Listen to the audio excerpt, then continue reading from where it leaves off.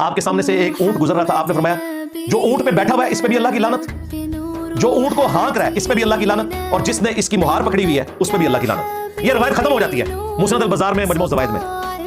اب اس روایت سے کیا رزلٹ نکلے گا؟ جب تک یہ نہ بتایا جائے کہ اس اونٹ کے اوپر وہ شراب لے کے جا رہے تھے، ایندھن لے کے جا رہے تھے، چرس لے کے جا رہے تھے، لعنت کیوں ہوئی؟ وہ بندے کون تھے؟ وہ محدثین نے اپنی کتابوں میں ان بندوں کے نام نہیں بتائے. ظاہر مشکل ہو جانا تھا، سنیت کا ایک غلبہ، سنی ہمیشہ حکومت میں رہے، آپ کو پتا ہے. لیکن یہ روایت اپنی جگہ موجود ہے.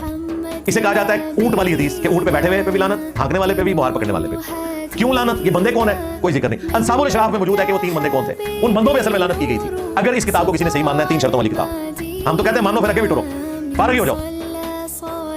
انصاب الاشراف میں لکھا ہے کہ اونٹ پہ یزید کے دادا ابو بیٹھے ہوئے تھے. ہاں جی، اونٹ کی مہار یزید کے ابا جی کے ہاتھ میں تھی، اور اونٹ کو ہانکنے والا یزید کا چاچا تھا. چچا ایک چشتی چاچو ہے نا، ایک یزید کا بھی چاچو ہے.